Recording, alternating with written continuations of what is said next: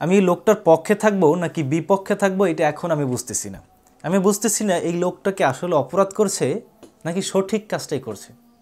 ঢাকা ইউনিভার্সিটির একজন ছাত্রীকে সে নিজের ওড়না ঠিক করতে বলছে বা পর্দা প্রথা মেনটেন করার কথা বলছে, অথচ সে তার ফেসবুকে তার ওয়াইফ, তার মা, তাদের ছবি দিয়ে ভরায় রাখছে। মানে নিজের গায়ে দাউদ, অথচ সে দাউদের মলম বিক্রি করে, এই টাইপের একটা হয়ে গেছে। এই জন্য আমি বুঝতেছি না যে আসলে এই লোকটা কি সঠিক কাজ করছে ওই মেয়েটাকে সতর্ক করে, নাকি আসলে অপরাধ করছে। এটা এখন আমার মাথায় আসলে ঢুকতেছে না। কিন্তু আমি একটা বিষয় স্পষ্ট, সেটা হচ্ছে এই ছবিটা দেখে লোকটার ব্যাপারে মামলা হয়েছে। মামলা হওয়ার পরে আবার দুপুর বেলায় হচ্ছে আপনার জামিন হয়েছে। এরপরে সাথে সাথে কিছু তৌহিদে জনতা মাথায় পাগড়ি পরাই দিছে, গলায় ফুলের মালা দিছে এবং সাথে হাতে একটা কোরআন শরীফ বা কোরআন মাজিদ ধরাই দিছে। মানে এই লোকটা কি এমন একটা মহৎ কাজ করছে যে তার এই পাগড়ি পরাই দিতে হবে, ফুলের মালা পরাই দিতে হবে, কোরআন মাজিদটাও তার হাতে দেয়া লাগবে। এই লোকটা কি এমন মহৎ কাজ করছে আমি এইটা এখন বুঝতেছি না। যদি সে ভালো কাজ করেও থাকে তাহলে আসলে সে পাগড়ি পায়, ফুলের মালা পায়, অথবা কোরআন মাজিদ পায়, এইটা সে যোগ্য কিনা। আসলে একটা কথা বলতে হয়, মাঝে মধ্যে একটা কথা আমাদের দেশে প্রচলিত আছে, বলা হয় যে শস্যের চেয়ে টুপি বেশি, ধর্মের আগাছা বেশি। এই লোকটাকে পাগড়ি পরাইছে কেন, ফুলের মালা দিচ্ছে কেন, এই লোকটার হাতে কোরআন মাজিদ ধরাই দিছে কেন? মানে কি ইমাম মাহাদির আগমন হয়ে গেছে? এই লোকটা কি ইমাম মাহাদি? অথবা এই যে তৌহিদে জনতা যারা গিয়েছেন ওখানে, তাদের খলিফা নির্বাচিত হয়ে গেছেন এই লোকটা?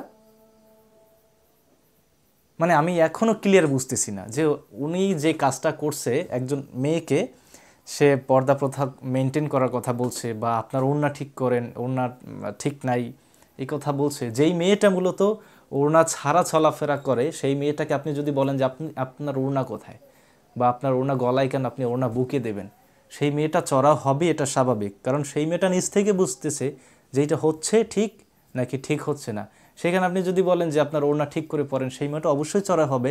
তো এই ছেলেটা আসলে ভালো কাজ করছে কি না সেই মেয়েটাকে সতর্ক করে, নাকি খারাপ কাজ করছে, এইটা আমি বুঝতেছি না এখনও। কিন্তু এইটা আমার কাছে স্পষ্ট যে এই পাগড়ি পরাই দিছে, ফুলের মালা গলায় দিছে এবং কোরআন মাজিদ হাতে দিছে, এইটা একটু বেশি বাড়াবাড়ি হয়ে গেছে।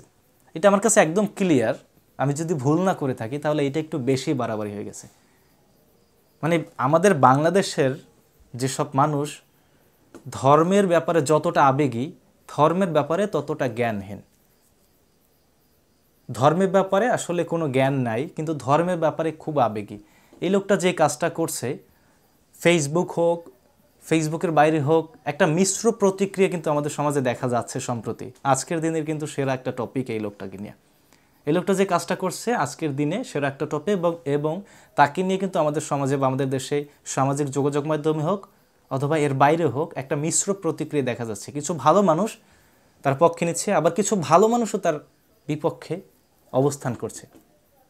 এই জন্য আমি আসলে বুঝতেছি না যে সেই মানুষগুলো একটা লোকের ব্যাপারে দ্বিমত পোষণ করে কিভাবে।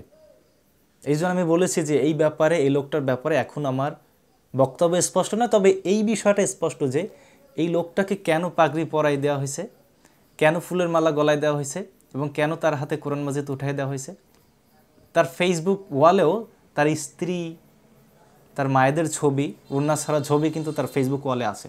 সেক্ষেত্রে কীভাবে এই লোকটার হাতে, মানে এই লোকটাকে খলিফা নির্বাচিত করা হইলো, অথবা তাদের কাছে কি ইমাম মাহাদি আগমন ঘটছে এই লোকটাকে দিয়ে, আমি এইটা আসলে এখনও বুঝতেছি না।